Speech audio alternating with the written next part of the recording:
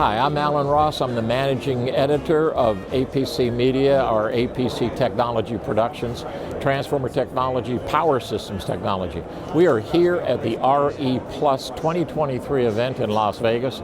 This thing is huge. It seems like the battery storage people have come here. So we've got wind, solar, battery storage, and everything in between.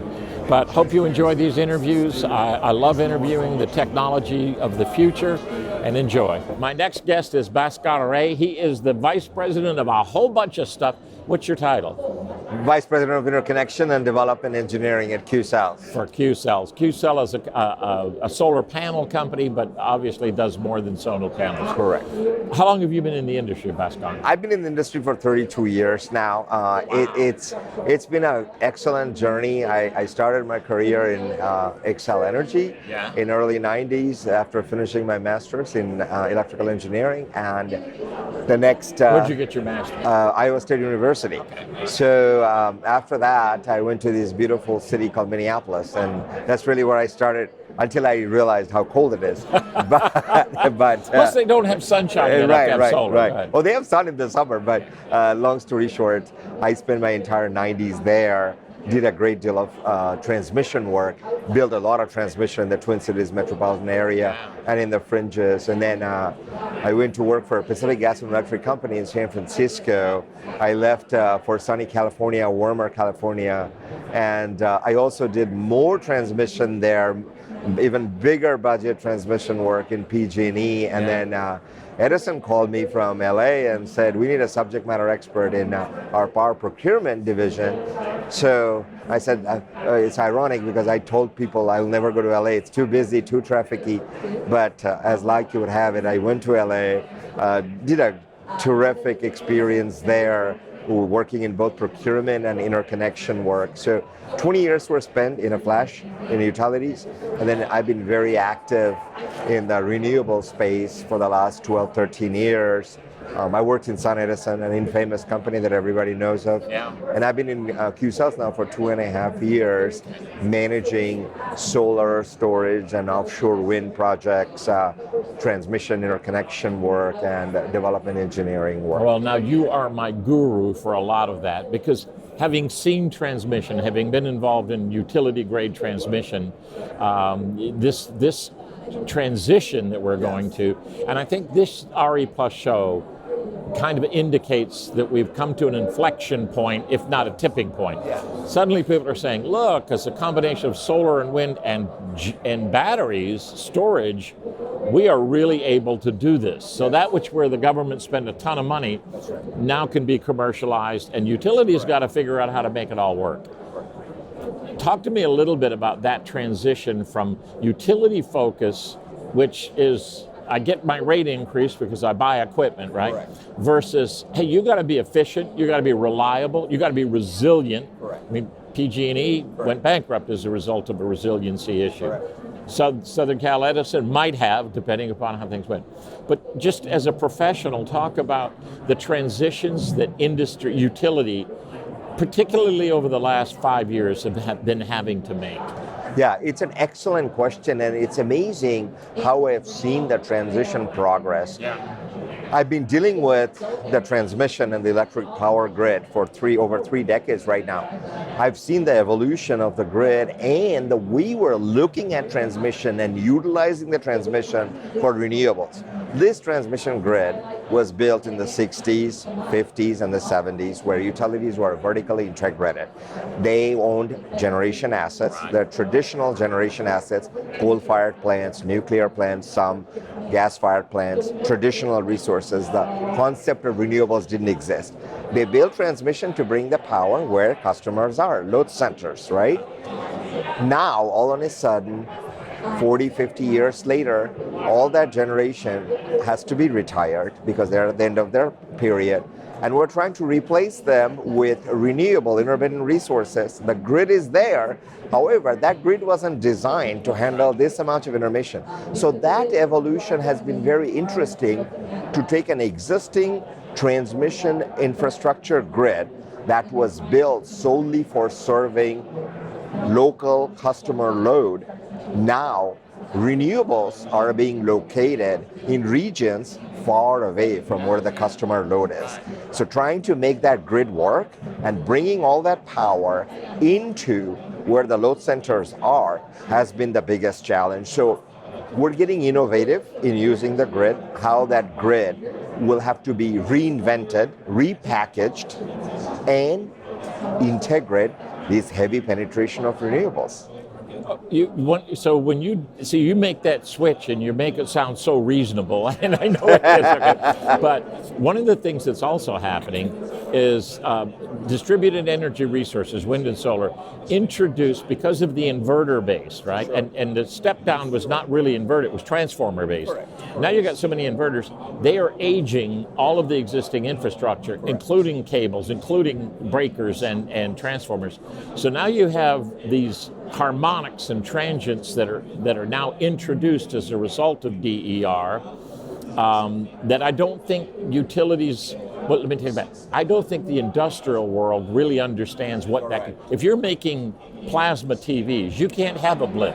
That's correct. You're going to have more blips and more problems than you've ever. Correct. If I were Schneider Electric, who does quality power studies, I'd be rich. Right. But the point being, the fixing of the problem is creating other problems. Correct. Right? It is. Talk a little bit about that. So the introduction of harmonics, the introduction of power electronics-based technology in a grid that creates new wrinkles, what we call power quality problems. Right. You have to install harmonic filters. You need sophisticated devices, what we call flexible issue transmission systems, static bar compensators, to provide smooth voltage fluctuation. Like you said, your television, your computer cannot sustain such voltage fluctuations if there is a gusty wind day and the wind is fluctuating. How are you going to stabilize that? Because the customers and the end users are going to go crazy with that type of fluctuation and equipments will shut down.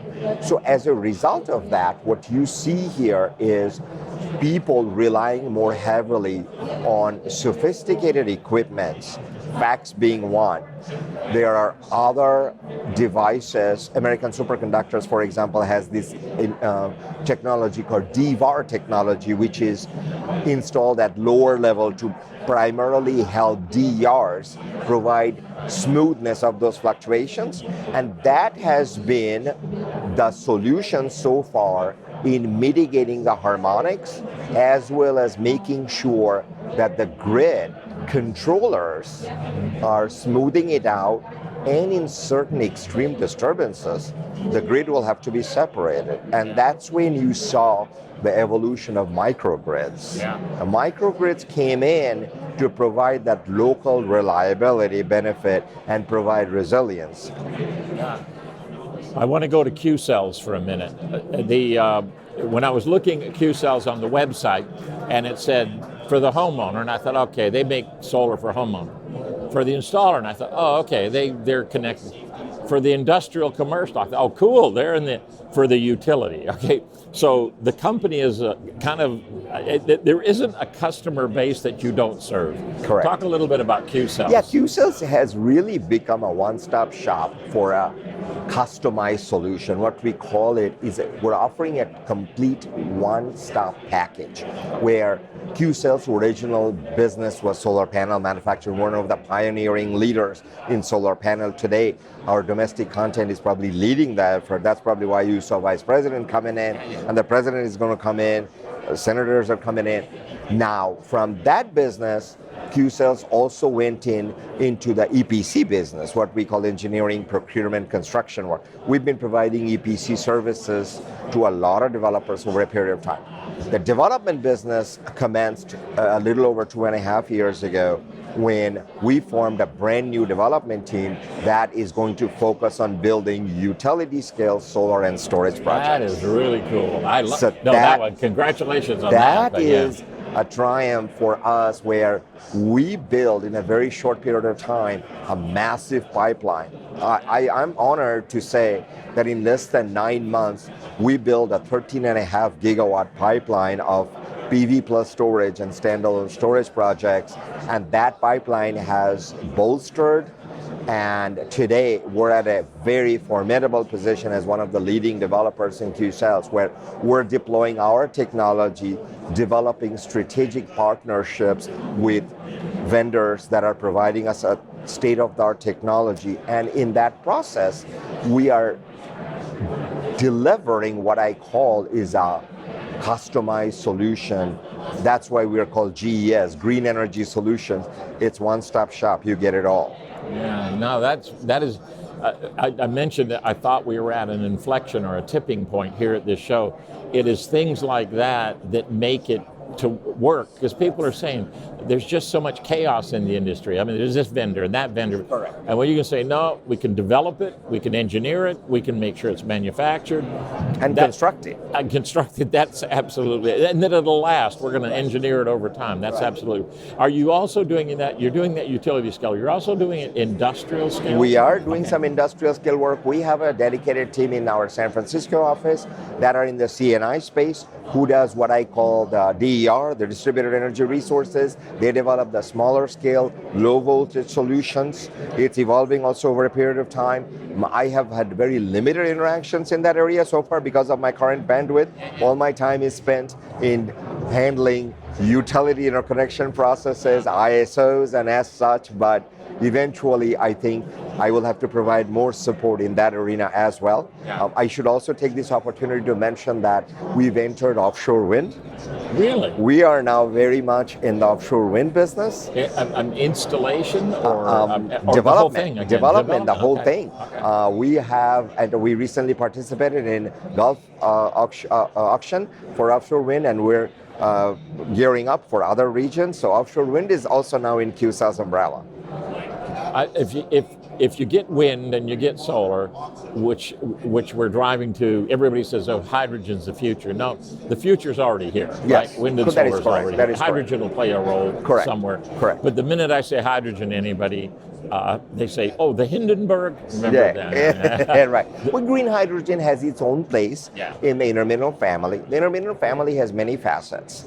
We're primarily focusing right now on wind, offshore wind, solar, and storage. Solar and storage, we have been very successful. We just recently constructed the largest standalone storage project in ERCOT. It's a 190 megawatt battery that's operational now in ERCOT. ERCOT needs it. ERCOT needs it. Lord knows we know that, right? We need more of Correct. that in ERCOT. Correct. You know, you saw what happened last week. So, you know, they were very close to a blackout. So we are strategically entering markets where we know that Q cells can make a difference. Q cells can really deliver products that are highly beneficial for customers.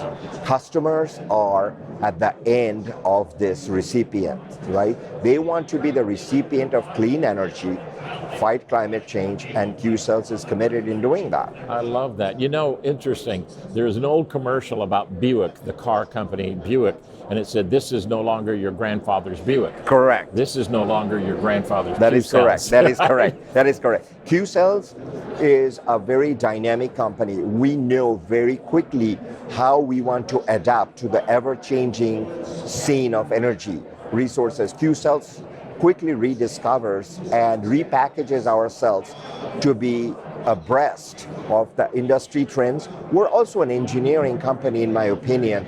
We are delivering the best product that's out there in a packaged solution. That product ought to benefit society. Yeah. And that is the focus. That is the focus. We've needed somebody to put it all together. Correct. And at scale that can actually say, we can do this. That is correct. Bhaskar, it's been wonderful. It's a brilliant interview. Thank you so much. Thank you very much. Pleasure is all mine, actually.